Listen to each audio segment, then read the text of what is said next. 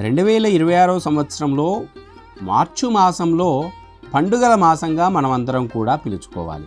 ఎందుకు అంటే మార్చి మాసంలోనే మనము 2 రోజుల కిందటే శ్రీరామనవమిని ఎంతో వేడుకగా జరుపుకున్నాం.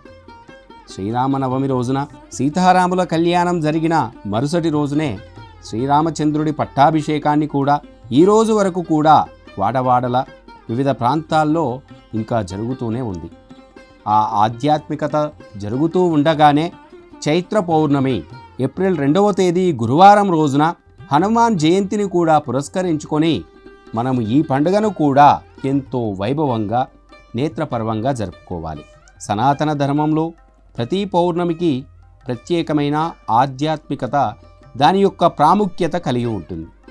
కానీ చైత్రమాసంలోని పౌర్ణమి అత్యంత పవిత్రమైనదిగా, అత్యంత పుణ్యమైనదిగా కూడా మనందరం పరిగణించాలి. ఈ తేదీ ఆ పౌర్ణమి రోజున ఆధ్యాత్మిక సాధనకు కూడా అవకాశాన్ని కల్పిస్తూ ఉంటుంది.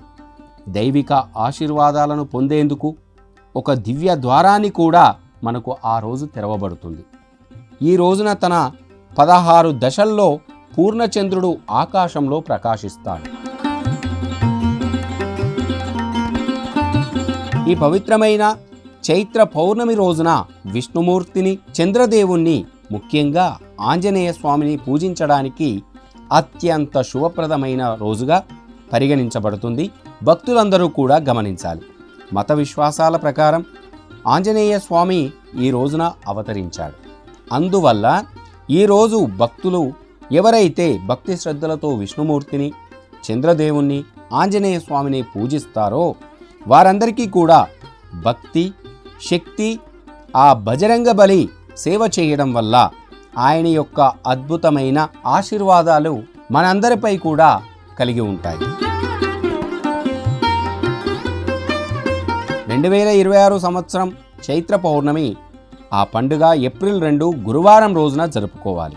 ఏప్రిల్ 1వ తేదీ బుధవారం 7:06 మొదలైనప్పటికీ ఏప్రిల్ 2వ తేదీ గురువారం ఉదయం 7:41 ముగుస్తోంది.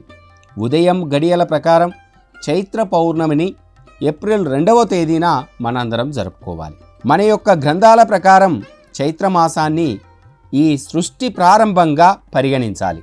ఇది బ్రహ్మదేవునితో సంబంధం కలిగి ఉందని కూడా మనందరం నమ్మాలి.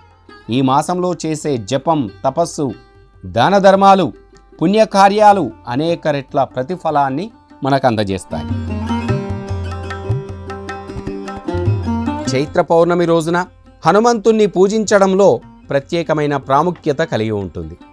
ఆయన కలియుగానికి చెందిన ఒక మేల్కొని ఉన్న దైవం ఆంజనేయ స్వామి. తన భక్తుల బాధలను తొలగించి ధైర్యం, జ్ఞానాన్ని కూడా, బలాన్ని కూడా ప్రసాదిస్తాడు ఆంజనేయ స్వామి. ఈ రోజున విష్ణుమూర్తిని పూజించడం, సత్యనారాయణ స్వామి వ్రతకథను పఠించడం, లక్ష్మీదేవిని పూజించడం, ఇవన్నీ చేయడం వల్ల భక్తులకు సంతోషం, శాంతి, శ్రేయస్సు కూడా కలుగుతాయి. రాత్రిపూట దీపాలు వెలిగించడం, ఏ ఇంట్లోనైతే దీపాలు వెలుగుతాయో ప్రతికూల శక్తులు నశించి ఆ ఇంటికి సానుకూల శక్తి వస్తుంది. చైత్ర పౌర్ణమి రోజున బ్రహ్మముహూర్తంలో ఉదయాన్నే నిద్రలేచి శుచిగా స్నానాన్ని చేయాలి.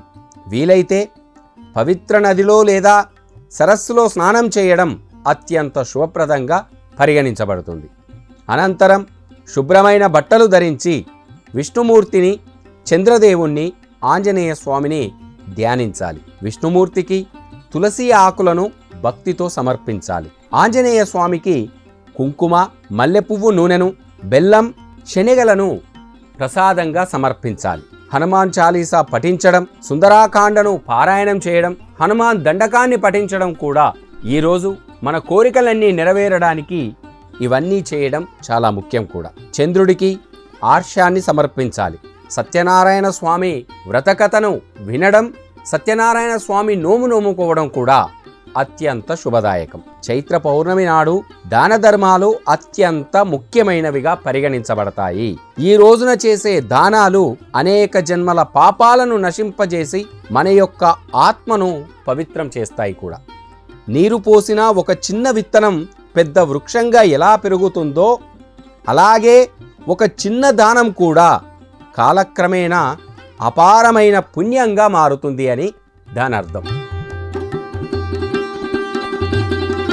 ఈ రోజున ఈ విషయాలను భక్తులందరూ గుర్తుంచుకోవాలి. సాత్విక ఆహారాన్ని తినాలి. మన యొక్క మనస్సును పవిత్రంగా ఉంచుకోవాలి. కోపం, అహం, ప్రతికూల ఆలోచనలకు దూరంగా ఉండాలి. అసత్య మాటలు, వాదనలకు దూరంగా ఉండాలి. పేదలకు సహాయం చేయాలి.